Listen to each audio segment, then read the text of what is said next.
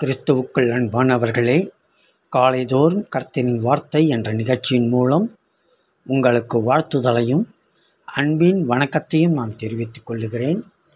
இன்றைய நாளுக்கான தேவ வார்த்தையானது ஆதியாகமங்களின் புத்தகம் 26ஆம் அதிகாரம் 28ஆம் ஆதியாகமம் 26:28. அதற்கு அவர்கள், நிச்சயமாய் கர்த்தர் உம்மோடு இருக்கிறார் என்று கண்டோம் என்று அங்கே சொல்லுகிறதை பார்க்க முடிகிறது. இந்த வார்த்தை ஒருவரை குறித்து சாட்சியாய் அறிவிக்கின்ற வார்த்தையாக இருக்கிறது. தேவன் ஈசாக்கை ஆசீர்வதித்தபடியினால் பெலிஸ்தர்களுக்கு அவன் மேல் பொறாமை வந்தது. எனவே அவனை தங்களுடைய தேசத்தை விட்டு அவர்கள் துரத்தி விட்டார்கள்.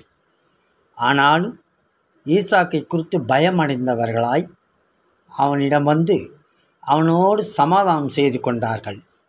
இவ்வாறு அவனோடு சமாதானம் செய்யும்போதுதான், நிச்சயமாய் கர்த்தர் உம்மோடு கூட இருப்பதை கண்டோம் என்று கூறினார்கள். இதுவல்லவா சாட்சி? நாங்கள் தேவனுடையவர்கள், எங்களை தொட்டால் அவ்வளவுதான், தேவன் ஒருபோதும் சும்மா இருக்க மாட்டார் என்றெல்லாம் ஒரு சிலர் சொல்லலாம். இக்காலத்தில் இதை அறிந்து கொண்டால் நலமாயிருக்கும். கர்த்தர் எங்களோடு இருக்கிறார் என்று நாம் மற்றவர்களிடம் சொல்வதை விட, கர்த்தர் உங்களோடு இருக்கிறார் என்று மற்றவர்கள் நம்மிடம் கூறுவதே நல்லது. அதுதான் ஒரு சாட்சி. அதுதான் சரியான ஒரு சாட்சி, கர்த்தர் கேட்ட ஒரு சாட்சி. பிரியமானவர்களே, நாம் வேலை செய்யும் இடத்தில், ஊழியம் செய்யும் இடத்தில், குடியிருக்கும் இடத்தில் இப்படிப்பட்ட சாட்சிகள் உண்டா? தேவன் உங்களோடு இருக்கிறார் என்பதை கண்டோம் என்று யாராவது நம்மை குறித்து சாட்சி கூறி இருக்கிறார்களா? இப்படிப்பட்ட சாட்சியை நாம் இதுவரையில் பெற்றுக்கொள்ளாவிட்டால் இன்னும் நாம் கர்த்தருக்குள் வளர வேண்டியது அவசியம். அவரோடு கூட சஞ்சரிக்க வேண்டியதும் அவசியமாயிருக்கிறது. இதையே எபேசியர் 4:16 பார்க்குறோம். சரீர வளர்ச்சியானது பக்தி விருத்திக்கு ஏதுவான வளர்ச்சியாக காணப்பட வேண்டும் என்று அங்கே குறிப்பிடப்படுகிறது. நாம் தேவனோடு இருக்கும்போது பக்தி விருத்தி அடைந்தவர்களாக நாம் காணப்படுவோம். நம்முடைய ஒவ்வொரு செயலும் இயேசுவை வெளிப்படுத்த வேண்டியது அவசியம். இவைகளில் நாம் கண்ணும் கருத்துமாய் இருக்க வேண்டும்.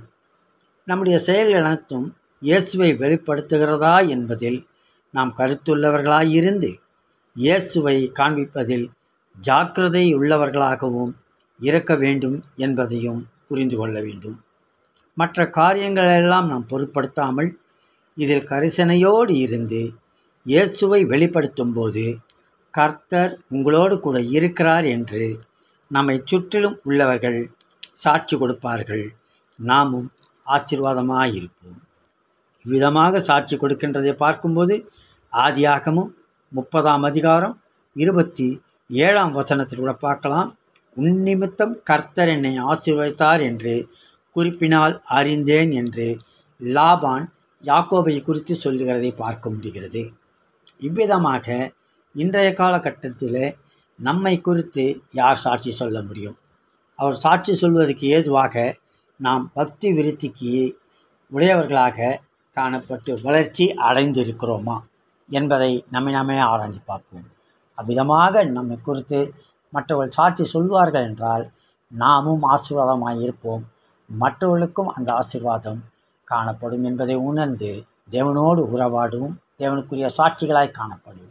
தேவன் தாமே நம்மை ஆசீர்வதிப்பாராக. ஆமென்.